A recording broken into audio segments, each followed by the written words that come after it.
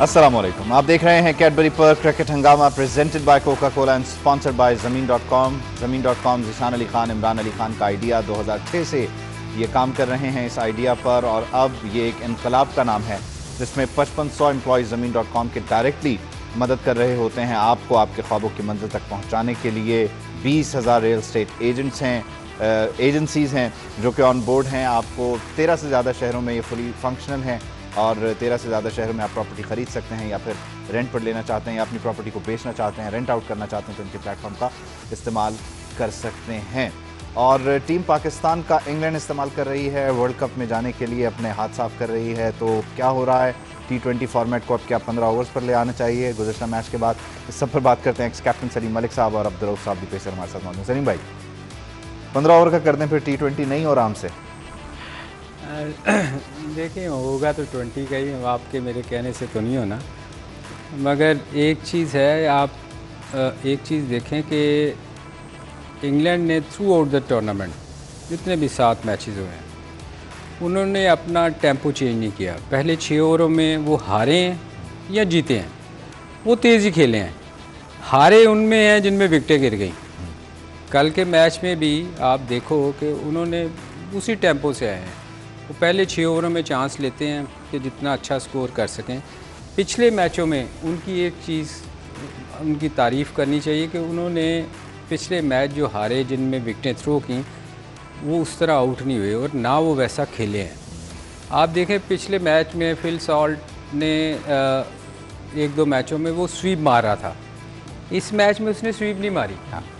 उसने नवाज़ को स्वीप मारने के बजाय मिड ऑन और मिड विकेट के दरमियान जो गैप था वो उसमें शॉट खेलता रहा। मतलब उसने इम्प्रूव नहीं किया। उन्होंने बैठ के वर्क किया कि भाई हमने इधर हम आउट हो रहे हैं, इधर हमने नहीं करना। ये एक देखें ना, ये एक टीम मैनेजमेंट का काम है जो हमेशा रऊफ कहता है कि प्रोफेशनल लोग होने चाहिए, आप भी कहते हैं, जो बैठ के स्टडी करें। हाँ। अगर हम ये नोट कर रहे हैं चीज़ें तो इनको तो ज़्यादा करने चाहिए ना। ये तो 8-10 लोग बैठे हुए हैं।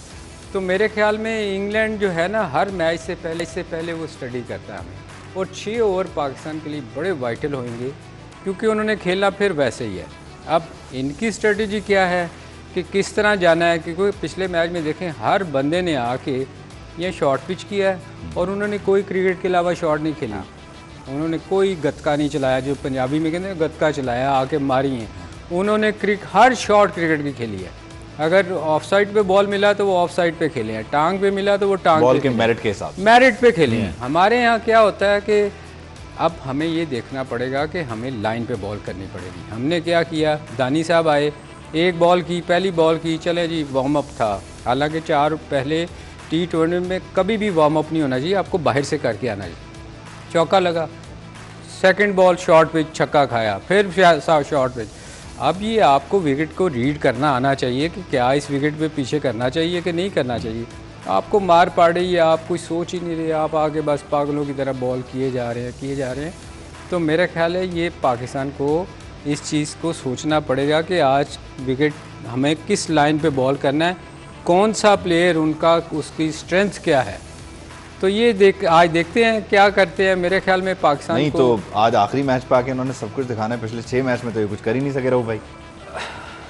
देखिए, मेरा ख्याल है कि सलीम भाई ने बिल्कुल सही निशानदेही कर दी। और मेरा अगर इनका आप करें दोनों टीमों का पिछले 6 मैचेस का, तो उसमें आपको जो मैनेजमेंट का डिफरेंस वाज़ेह नज़र आ जाएगा। और जो स्ट्रेटजीज टीम ने अपनाई हैं, स्पेशली जो आखिरी मैच है उसमें भी आपको फ़र्क काफ़ी डिफरेंस नज़र आ जाएगा। अब जो उनके ओपनर्स खेले उन्होंने स्लॉगिंग नहीं की बिल्कुल। उन्होंने अगर उनको of side the off stump ball मिला तो उन्होंने जस्ट जो बैट का फेस ओपन किया उस तरफ और उसको ग्लाइड किया, प्रॉपर उन्होंने क्रिकेटिंग शॉट्स मारी हैं।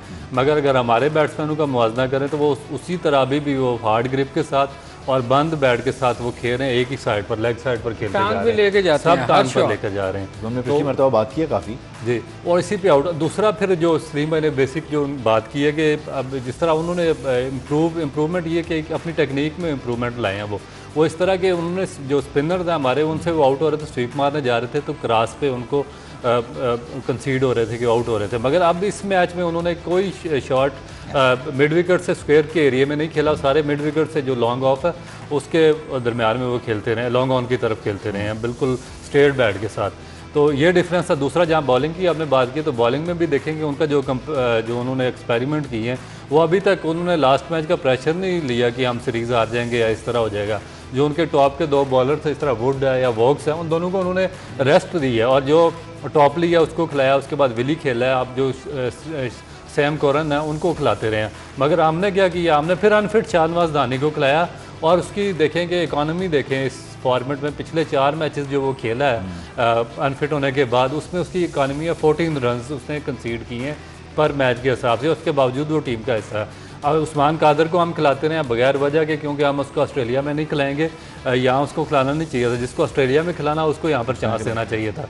उसके बाद हम बैटिंग में हमारे जो आसिफ अली हैं, ईशान मसूद को लेकर आए हैं। जो सारे बात करते रहे कि आप एक ही टाइप के 4-5 बैट्समैन हम नहीं खेल सकते एक ही फॉर्मेट में, मगर हमने फिर उसको 1 डाउन पोजीशन पर खिलाया।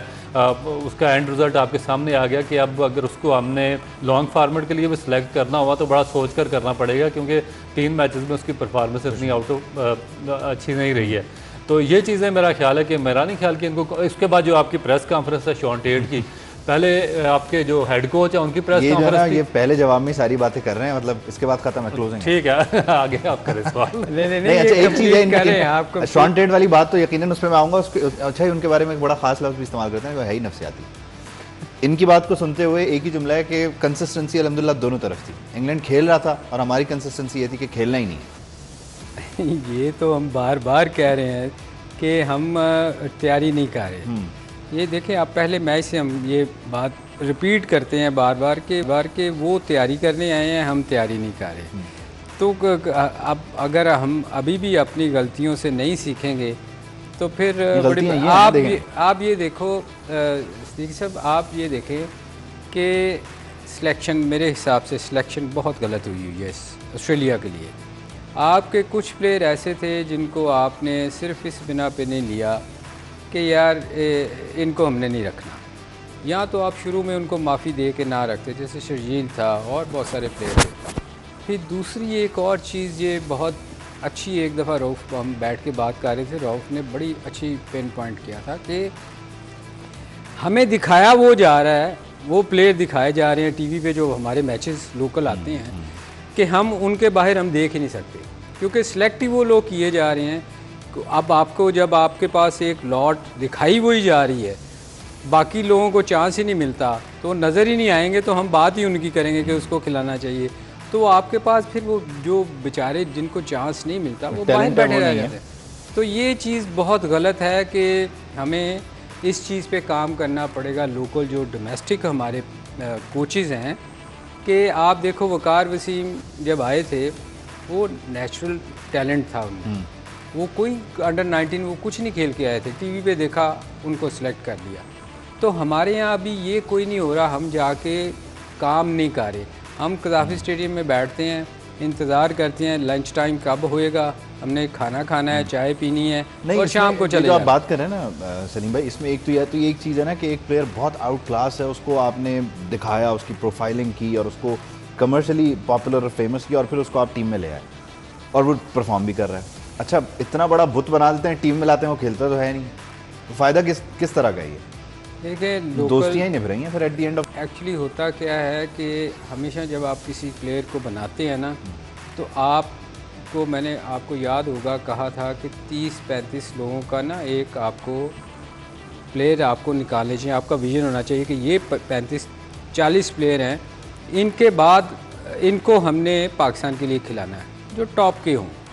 हम क्या करते हैं, हम ये इस पे काम नहीं कर रहे, हम उन्हीं लोगों को लेके आते हैं जो हमारी पसंद के होते हैं।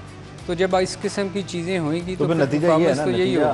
और देखिए, उन्होंने 15 ओवर में मैच समेट दिया, 170 पूरा कर दिया। तो नवाज़ ने अपने 4 ओवर में, ब्रो भाई 4 में 43 रन, 10 की इकॉनमी है। धानी साहब पे आ जाइए, 2 ओवर 33, 16 की इकॉनमी है, 16.50। उसके बाद वसीम साहब ने 2.3 ओवर्स कराया, 29, 11.60। शादाब 8.50 की economy, 4 over 34 run. Aamir Jamal 2 over 30 run, 15 की इकॉनमी, और फिर शॉन टेट को भेज दिया प्रेस कॉन्फ्रेंस के लिए। देखेंगे, एक तो इनकी सिलेक्शन, जिस तरह सलीम भाई ने बात की है कि बिल्कुल ही आउटडेटेड सिलेक्शन है, कोई उसका सर पैर नहीं है। आप बिल्कुल अजीबोगरीब तरीके से पकड़ कर ले आते हैं, पाकिस्तान की कैप दे देते हैं। और मेरा ख्याल है कि पाकिस्तान की कैप इन्होंने बहुत ज़्यादा सस्ती बेचनी शुरू कर दी है। इस तरह इतनी सस्ती पाकिस्तान की कैप कभी भी मेरा ख्याल है कि हिस्ट्री में नहीं बिकी। पहले महंगी होती थी, अब सस्ती हो गई है। पहले देखें कि आपको एक अगर कोई बंदा खेलता था तो उसका कोई ऑलरेडी वर्थ बनी होती थी पूरे पाकिस्तान में। अब ये ऐसे उठा कर ले आते हैं जिसको दिल करता है, कोई उसकी पसंद का, कोई उसकी पसंद का। भाई अब सबसे बड़ा प्रॉब्लम जो सलीम भाई ने भी बात की है वो ये है कि देखें अपनी चॉइस के लोग लेकर आते हैं। आप एक सिस्टम नहीं है। देखें सिस्टम इस तरह बनता है कि अगर आपका एक गवर्निंग बोर्ड स्ट्रांग बैठा हो, वो आगे एक सिलेक्शन कमेटी बनाए और उसके बाद वो परफॉर्मेंस पे टीम में लड़का मुंतखब करें। अगर परफॉर्मेंस पे लड़का टीम में नहीं आता तो वो जो आपका गवर्निंग बोर्ड बैठा है वो चीफ सेलेक्टर को वहाँ पर गवर्निंग बोर्ड की मीटिंग में बुलाकर पूछें कि ये जो आप लड़का पाकिस्तान टीम में लेकर आए हैं किस परफॉर्मेंस पर आया और इसका पीछे जो बैक रिकॉर्ड है वो क्या है तीनों फॉर्मेट में। उसके बाद अगर वो परफॉर्म नहीं करता लड़का जो चीफ सेलेक्टर लेकर आया या उसका जवाब नहीं देता तो उसको सह करना चाहिए, नया को लाना चाहिए। अब ये चीज़ है नहीं, गवर्निंग बोर्ड में जितने बंदे बैठे हुए हैं सारे लाइकिंग डिसलाइकिंग। 2 साल हो गए इनके इलेक्शन होने थे इंटरम के, ये जो प्रोविंशियल टीम में इन्होंने बनाई है सूबाई 6 टीमें, उसकी अभी तक इलेक्शन नहीं करवा सके। वही जो इन्होंने अपनी चॉइस के बंदे मुंतखब करके लगाए हुए थे वो अभी तक बैठे हैं। चीफ सेलेक्टर अपनी मर्जी का लगाते हैं, उसको पूछने वाला कोई नहीं होता। वो आगे एक एक लड़का ले आता, पाकिस्तान टीम की कैप दे देते हैं। अब अगर परफॉर्म कर गया तो उसकी गुड्डी चढ़ जाती है चीफ सेलेक्टर की कि ये लेके आया। अगर नहीं परफॉर्म किया तो पूछने वाला ही नहीं है कि भाई आपने इसको किस परफॉर्मेंस का 500 बंदों को बाईपास करके इसको पाकिस्तान की कैप आपने क्यों दी है। तो जब तक ये क्वेश्चन इनसे नहीं होंगे उस वक्त तक पाकिस्तान की क्रिकेट सही नहीं होगी। जहाँ तक आपने बात की है ये वाली इसकी, देखेंगे ये सिर्फ शॉन टेट का मसला नहीं है। देखें कि इससे पहले सकलैन मुश्ताक ने प्रेस कॉन्फ्रेंस की है। एक तो आप एक तो हेड कोच डिज़र्व ही नहीं करते सकलैन मुश्ताक, क्योंकि उनकी इतनी बड़ी वो नहीं है, कैपेसिटी नहीं है कि वो हेड कोच का रोल निभाएं, स्ट्रेटजिकल कोच नहीं है वो। उसके बाद जो उनकी प्रेस कॉन्फ्रेंस थी बिल्कुल ही यूज़लेस प्रेस कॉन्फ्रेंस। मैंने अपनी ज़िंदगी में किसी प्रोफेशनल की इस तरह की प्रेस कॉन्फ्रेंस नहीं दिखाई। आप महकमा मौसमियात के डायरेक्टर को बिठा दें वो तो ये प्रेस कॉन्फ्रेंस कर सकता है, मगर एक क्रिकेट का कोच की या स्पोर्ट्स के कोच की ये प्रेस कॉन्फ्रेंस नहीं हो सकती। उसके बाद यूसुफ की प्रेस कॉन्फ्रेंस आपने सुनी, वो उससे भी गई गुजरी। वो कह रहा है मैंने इस पर वर्क किया। आपने 4 साल हो गए, आपने किस पे वर्क किया। आसिफ अली की एवरेज है 12 रन की, क्या उसका नाम है, खुशदिल शाह की एवरेज 13 रन की है।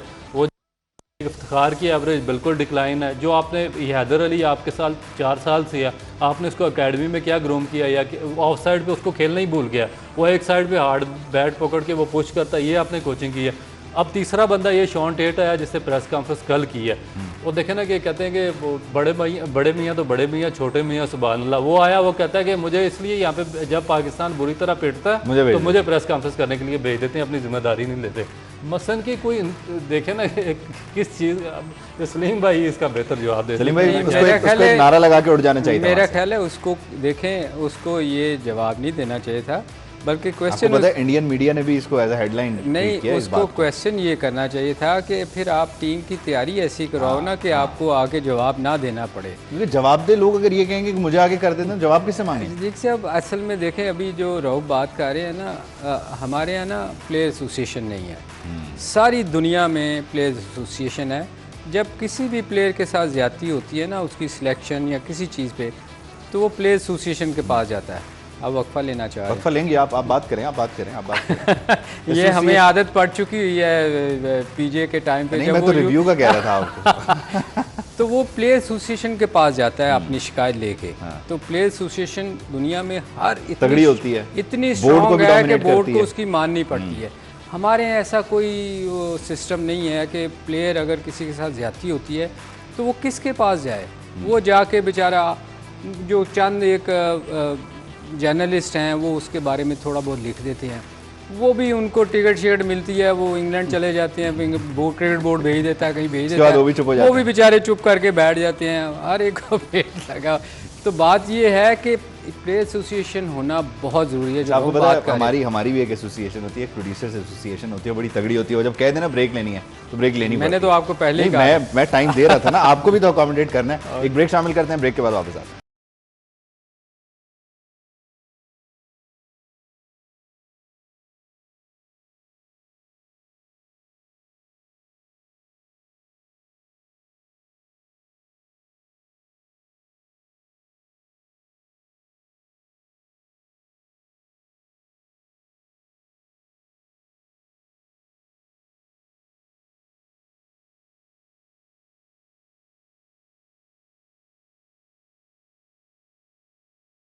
Welcome back. आप देख रहे हैं Cadbury Perk cricket Hungama presented by Coca Cola and sponsored by Zameen dot com. Zameen dot com का जो प्लेटफॉर्म है, वेबसाइट और एप्लीकेशन, उस पर 55 लाख से ज़ायद विजिटर्स माहाना बुनियादों पर जाकर अपने लिए घर ढूंढते हैं। और ख़ास बात यह है इस प्लेटफॉर्म की, इस एप्लीकेशन की, कि इसने जो लेटेस्ट टेक्नोलॉजी है उसका इस्तेमाल करते हुए लोगों को, कराची में बैठे हुए लोगों को लाहौर की प्रॉपर्टी दिखाना शुरू कर दी, लाहौर वालों को Islamabad, and wherever you are आप अपने लिए चीज़ें ढूंढ सकते हैं, देख सकते हैं। और उसके लिए वर्चुअल रियलिटी का इस्तेमाल किया गया। आप कहीं से भी किसी भी प्रॉपर्टी को 360 व्यू पर देख सकते हैं और समझ सकते हैं कि वो है क्या और उसका मुस्तकबिल क्या है। टीम पाकिस्तान का मुस्तकबिल क्या है, इस सीरीज़ में हमने अब तक क्या किया। सलीम भाई हमारे साथ हैं, रऊफ साहब भी हमारे साथ। रऊफ भाई, अभी हम जो एसोसिएशन की बात कर रहे थे, एक तो वो एसोसिएशन क्यों ज़रूरी है ज़रा सलीम भाई? असल में आखिरी आज है ना हमारी ये ट्रांसमिशन, ये प्रोग्राम, उसके बाद आप भी छुट्टियों में चले जाएंगे और तकरीबन मैं भी छुट्टियों में चला जाऊँगा। तो एक तो वो एसोसिएशन वाली बात पूरी करते हैं, उससे क्या फ़ायदा होगा, क्यों होनी चाहिए, ज़रा मुख्तसर, फिर एक दो और बातें बड़ी इंपॉर्टेंट। देखिए, प्लेयर एसोसिएशन का ये फ़ायदा होता है कि जिस प्लेयर के साथ भी अगर कोई ज़्यादती हो रही है तो वो प्लेयर एसोसिएशन में जाके उनको बताता है कि जी मेरे साथ ये ज़्यादती हो रही है। वो फिर क्रिकेट बोर्ड डरता है, क्योंकि सारे उसमें करंट प्लेयर से लेके पुराने जितने भी प्लेयर्स होते हैं, आपके थिंक टैंक, जो प्लेयर तगड़ा हो जाता है, वो प्लेयर तगड़ा होता है, उसके साथ फिर ज़्यादती नहीं होती। किसी लेवल पे भी प्लेयर होगा, वो जाके अपनी शिकायत किसी को कर सकता है ना। अब क्रिकेट बोर्ड को अगर आप अपनी शिकायत जाके करेंगे तो क्रिकेट बोर्ड आपकी नहीं सुनेगा, उसकी मर्ज़ी होगी सुनेगा, नहीं तो नहीं सुनेगा। मगर प्लेयर एसोसिएशन एक ऐसी चीज़ है जिस पे आप जाके अपनी शिकायत कर सकते हैं कि जी मेरी परफॉर्मेंस है पिछले साल से, 2 सालों से मेरे साथ ये मुझे क्यों नहीं खिला रहे। फिर वहाँ फेवरेटिज़म ख़त्म हो जाएगा, मेरिट आ जाएगा ना। ठीक है। अच्छा, अभी हम ब्रेक में भी बात कर रहे थे ये टीम मीटिंग वाली, पहले आपसे पूछता हूँ फिर सलीम भाई की। टीम मीटिंग यकीनन मैच के बाद होती होगी, किसने क्या किया, क्या कर सकता था, क्या गलत किया। हमारी टीम मीटिंग में क्या होता होगा, क्या करते हैं? देखिए, अभी मैं सलीम भाई से भी यही बात कर रहा था कि टीम मीटिंग में देखें, ये जो कोचिंग मैनुअल होता है ना, उस पर प्लेयर वो पूरा उतरता है जो आपकी जिसकी टेक्निक अच्छी होती है। जब टेक्निक अच्छी होगी तो आप उसको इम्प्रोवाइजेशन का बताएंगे तो उसी तरीके से इम्प्रोवाइज़ करेगा। इस तरह इंग्लिश बैट्समैन करते हैं कि उन्होंने कहा कि आपने जस्ट ये मिड विकेट से स्पेयर की तरफ नहीं जाना, आपने स्पिनर को मिड विकेट से जो मिड लॉन्ग ऑफ है उसकी तरफ रहना है, तो वो उसी तरफ रहे हैं। या आपने बैट का फेस खोलना है जो ऑफ साइड की तरफ, तो उन्होंने वो खोला। हमारे जो प्लेयर्स इन्होंने सेलेक्ट किए, असल में सबसे बड़ी जो असल चीज़ है वो सिलेक्शन प्रोसेस ठीक नहीं है। जो इन्होंने सेलेक्ट किए हैं प्लेयर, उनकी टेक्निक इतनी अच्छी नहीं है कि वो उनका जो कोचिंग मैनुअल है उसके ऊपर पूरा उतर सकें। आप अगर उनको कहेंगे कि आपने आसिफ अली को या खुशदिल शाह को या हैदर अली को कि आपने ऑफ साइड पे जो बैट का जो फेस है वो खोलना है, तो वो किसी सूरत में नहीं खोल सकेंगे, क्योंकि उनकी ग्रिप ही नहीं है, वो आपके कैच जो कोचिंग मैनुअल है उस पर ही पूरा नहीं उतरते। इसी तरह अगर आपको बॉलर टीम में डाला हुआ तो उसको जो आपका कोच है वो कहता है कि आपने फुल लेंथ बॉल करना, वहाँ आगे से स्विंग करना, मगर उस बॉलर की जो नेचुरल लेंथ है वो ही फुल लेंथ नहीं है, वो शॉर्ट ऑफ लेंथ बॉलिंग करता है। तो उसकी जो लेंथ, जो आपकी आइडियल लेंथ है, उससे कोई 1-1.5 गज पीछे है, तो वो अगर फुल लेंथ पे बॉल करेगा तो वो उसकी वीकनेस है, वहाँ पे उसको बैट्समैन अच्छे तरीके से उसको मैनेज कर जाएगा। तो ये चीज़ें जब आप प्लेयर की सिलेक्शन अच्छी नहीं करेंगे और उसके बाद फिर आप उनको इतना लंबा अर्सा टीम में खिलाते हैं, आप रॉन्ग प्लेयर्स को चॉइस करते हैं, रॉन्ग प्लेयर को सिलेक्ट करते हैं, रॉन्ग प्लेयर को लंबा अर्सा खिलाते हैं, उन पर इन्वेस्टमेंट करते हैं। फिर जब आपकी इन्वेस्टमेंट एक बहुत बड़ी उन पे हो जाती है, फिर वो परफॉर्मेंस उनकी डिक्लाइन का शिकार हो जाती है, आप टीम से निकाल नहीं सकते क्योंकि आपने उस पर हैवी इन्वेस्टमेंट की हुई होती है। तो उससे पाकिस्तान भी सफ़र करता है, पाकिस्तानी क्रिकेट भी सफ़र करती है, और आपका जो पूरा मैनुअल है वो सारे का सारा सफ़र करना शुरू हो जाता है। इसलिए हम बात कर रहे थे कि जो आपका नहीं तो प्लेयर की सिलेक्शन अच्छी होनी चाहिए। नहीं तो इन्वेस्टमेंट से पहले ही निकाल दें। जब इन्वेस्टमेंट करने का प्लान आप बनाते हैं तभी देख लें कि कौन मैनुअल पे पूरा उतरता है, नहीं उतरता। तो यही तो हम कहते हैं कि आपका आगाज़ जो है ना, आपको यही तो हम कहते हैं कि आपका विजन ही नहीं है, आप वो प्लेयर सेलेक्ट करते हैं। मुझे नहीं, क्रिकेट बोर्ड को कहते हैं। मतलब आपको कहने का मुराद ये था कि हम रोज़ डिस्कस करते हैं कि आपको समझ होनी चाहिए, मतलब आपसे मुराद उनको कह रहा हूँ। जी जी। तो वो आपको पता होना चाहिए कि यार आपके कौन से प्लेयर की टेक्निक अच्छी है। देखें, इस क्रिकेट में भी अगर आप देखें, कामयाब लंबा प्लेयर कौन है जिसकी टेक्निक बहुत अच्छी है। जो गतकों वाला प्लेयर है वो ज़्यादा देर नहीं चलता, जो ऐसी आगे उल्टी सीधी आप देखें, अभी वो यंगस्टर हमारा जो है हैदर अली को आप कितनी देर से चांस दे रहे हैं। मैं उसके ख़िलाफ़ नहीं हूँ, मगर बेसिकली कि उसकी टेक्निक अच्छी नहीं है। आप देखें, वो क्रिकेट की शॉट्स ही नहीं खेलता, वो लॉन्ग ऑन पे पीछे फील्डर खड़ा है, आप उस तरफ हिट मार रहे हैं, आप कोई एंगल नहीं करके गैप में जाए। तो इसका मतलब क्या है कि आपकी टेक्निक अच्छी नहीं है, आपको समझ ही नहीं है, आप सिर्फ घबरा के ऊंची हिट मार रहे हैं। आप उनके प्लेयर्स को अगर आप कंपेयर करें हमारे प्लेयर्स के साथ, तो टेक्निकली हमसे बहुत बेहतर हैं। हम बार बार, मैं अब्दुल्ला शफीक का क्यों कहता था कि उसको इसमें खेलना चाहिए, क्योंकि वो टेस्ट मैच में वो उसकी टेक्निक अच्छी है। अगर आप उसको समझाएंगे कि भाई तुमने जाके गलत हिटें नहीं मारनी, थोड़ा सा एंगल करके तुमने अपनी प्रॉपर शॉटें खेलनी है, तो वो प्लेयर ज़्यादा चलेगा। डिविलियर या जितने भी बड़े प्लेयर आप देख लें, तेंदुलकर, जितने भी नाम ले लें, या गंगूली वगैरह को देख लें, इनकी टेक्निक बहुत अच्छी है। इनके टेस्ट मैच के रिकॉर्ड देखें, इन्होंने टेस्ट मैच में बहुत अच्छा स्कोर, क्योंकि वो क्रिकेट शॉट्स खेलते हैं, वो जाके पागलों की तरह हिटें नहीं मारते। जब उनको 8 की एवरेज चाहिए होती है तो वो 8 की एवरेज से खेलते हैं, जब 12 की चाहिए होती है तो 12 की खेलते हैं। हम क्या करते हैं, हम स्टार्ट से ही 12 की शुरू करते हैं कि जाके 4 ओवरों में हमने बस जो करना है, तो वो आपकी टेक्निक अच्छी नहीं है। तो आपको जो सिलेक्शन आप करते हैं, आपने देखे ना कितने 4-4, 5-5, 10-10 साल हो गए हैं लोगों को रखा हुआ है, और हम बार बार कहते हैं उनकी एवरेज क्या है, 8, 10, 12, 14। और आप बाकी प्लेयरों को देखें, इंग्लैंड को देखें, उनकी एवरेज 40 से नीचे किसी की नहीं है। अच्छा, अभी एक ब्रेक और दोबारा ब्रेक की तरफ जा रहे हैं। ब्रेक के बाद वापस आते हैं ना, तो दोनों टीम का कंपैरिजन कर लेते हैं सीरीज़ में, और फिर ये बात करेंगे कि हमारा मुस्तकबिल क्या है आगे। ठीक है, एक ब्रेक शामिल करते हैं, ब्रेक के बाद वापस।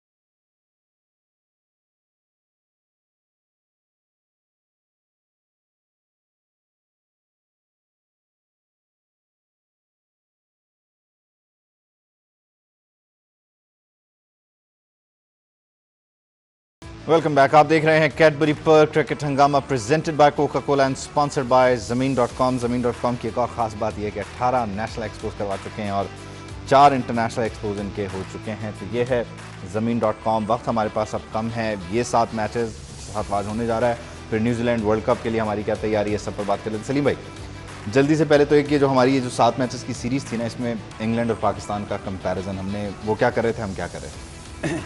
ये तो देखें, हम बार बार कह रहे थे कि वो तैयारी करने आए थे, हम लोग तैयारी नहीं कर रहे थे, और हमने बहुत सारी चीज़ें ऐसी थी जो मेरा ख्याल अगले आइंदा के लिए हमें सोचना चाहिए। हमें तैयारी बहुत सालों पहले, मिडल ऑर्डर चाहिए हमें, हमारे बॉलर्स की फिटनेस चाहिए, उसके लिए देखें 2 साल पहले से तैयारी होनी चाहिए। ये नहीं होना चाहिए कि ऐन मौके पे आके फिर आपको समझ ही ना आए कि यार किस प्लेयर को लेके जाना है, और फिर उसमें आप गलतियों पे गलतियाँ करते जाएँ।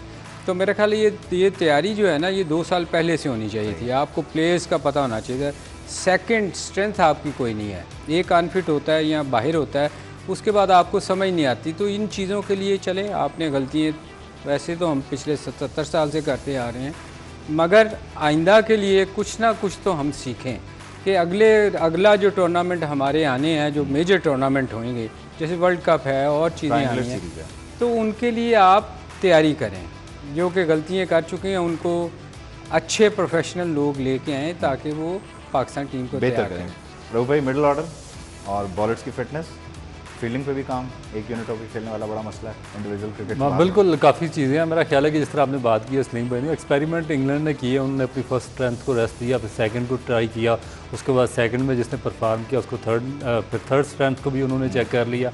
अब उनके पास एक अच्छा एक फाइनल कंक्लूजन सामने आ चुका है कि वर्ल्ड कप के लिए हम कौन सा स्क्वाड और कौन से बैट्समैनों को पिक करेंगे और उनको खिलाएँगे। हम अभी तक हमने जो भी चेंजिंग की है इस साथ जो मैचेस की सीरीज़ है, इसमें वो हमने की है मजबूरन की है। मसलन कि रिजवान को बॉल लगी, अनफिट हुआ तो हमने हारिस को खिलाया, अदरवाइज़ हम उसको चांस नहीं देते। शाहनवाज दानी अनफिट हुआ तो हम किसी दूसरे बॉलर को लेकर आए। नसीम शाह को उसको एक मैच की रेस्ट दी है, और वो भी आज शायद उसको दोबारा खिला लेंगे। हालांकि खिलाना नहीं चाहिए, क्योंकि जो लास्ट मैच एक डिसाइसिव मैच था पाकिस्तान इंग्लैंड का, इंग्लैंड सीरीज़ भी आ सकता था, मगर जो उनके मेन बॉलर थे मार्क वुड और वोक्स, उनको उन्होंने नहीं चांस दिया। जो नए उनके थे जिन पर एक्सपेरिमेंट कर रहे थे, उन पर ही उन्होंने सिलसिला जारी रखा। मगर हम अभी तक उसी कॉल में है। हमने ना कोई मिडिल ऑर्डर में ट्राई किया, जो आसिफ है, खुशदिल शाह, वो भी शेर के बच्चे कंसिस्टेंटली उसी परफॉर्मेंस को रिपीट कर रहे हैं, और हम भी उनको ट्राई करते जा रहे हैं। अब दूसरा, वो जो हमारी मैनेजमेंट से हमने बहुत ज़्यादा सीखा है कि अगर बादल आते हैं तो बारिश होती है, फसलें होती हैं। फिर दूसरे से सीखा कि किस तरह उनको क्या करना है। तीसरे से ये सीखा कि जब बुरी तरह मार पड़ती है तो मुझे प्रेस कॉन्फ्रेंस के लिए भेज देते। तो ये चीज़ें सीखी, ये मैनेजमेंट और फिर ये जो टीम है, ओवरऑल जो हमारा स्क्वाड है, न्यूजीलैंड फिर ऑस्ट्रेलिया। तो क्या करेंगे हम वहाँ पे इंशाल्लाह? देखिए, अगर आपकी परफॉर्मेंस आपके अपनी कंट्री में, जहाँ आपको बहुत बड़ा एडवांटेज होता है कि आप अपनी मर्ज़ी की विकेटें बनाते हैं, वहाँ आप एडवांटेज नहीं ले सके, आगे अल्लाह ही हाफ़िज़। तो फिर दुआएं ही है ना, जो हमेशा से हम दुआएं करते हैं कि या अल्लाह टीम हमारी जीत जाए। आज मैं सोच रहा हूँ इस ट्रांसमिशन के एंड पे आपसे दुआ ही करवा ले। देखिए, हम तो दुआ करेंगे ही करेंगे, इज्तिमाई करेंगे ना, मेरा ताकि रिकॉर्ड भी पूरा पाकिस्तान दुआ करेगा कि यार या अल्लाह सीरीज़ जीत जाए। हाँ। मगर बात वही है कि जीतेगा वही जो अच्छा खेलेगा, और बेहतर टीम मेरा ख्याल में इस वक्त अगर देखा जाए तो वो इंग्लैंड बेहतर खेल रही है। और हालांकि तजर्बों के बावजूद, इतने तजर्बे करने के बावजूद भी वो हमें टफ टाइम। चलें, अब आखिरी 2 मिनट रह गए, 1-1.5 मिनट रह गए, तो आज का मैच ऑलमोस्ट फाइनल किसी सिचुएशन है ना। यार देखें, आज का मैच देखें, देखें, हम लोग उनकी बेहतर टीम है, इसमें कोई शक नहीं। मगर अल्लाह करे कि हम बहुत अच्छा खेल रहे हैं और फेलियर हो जाए, अदरवाइज चांसेस तो देखे ना, जो बेहतर टीम है उसी का होएगा। अच्छा, वो जो लास्ट मैच की जो फेंटी है उसका भी बड़ा एक प्रेशर होगा। वो तो वो पहले 6 ओवर तो ऐसे ही खेलेंगे, उन्होंने बिल्कुल चेंज नहीं करना अपने आप को। वो 6 ओवर में आपका मैच या तो वो हार जाते हैं या 6 ओवरों में मैच जीत भाई आज क्या होगा? क्या देखिए, जो ट्रू विकेट है, बिल्कुल सलीमा ने सही कहा कि ट्रू पिच पे उन्होंने अपना उसी तरह खेलना, उसी रिदम से खेलेंगे, और बेहतर टीम भी वो है, क्योंकि हमारे पास जो तजर्बात का सिलसिला है वो भी कंप्लीट नहीं हुआ, उसके बाद इनकन्सिस्टेंसी भी जारी है। जो शॉर्ट फार्मेट है उसमें कुछ भी हो सकता है, मगर जिस तरह सलीम भाई ने बात की है कि वो स्ट्रॉन्ग टीम है, उनके जो तीनों शोबे हैं, बॉलिंग, बैटिंग और फील्डिंग का, वो हमसे ज़्यादा बेहतर है। के खेल और हमारी तरफ जो कोताहियाँ हैं उस पर काम करना होगा। सलीम भाई, रऊफ भाई, बहुत बहुत शुक्रिया।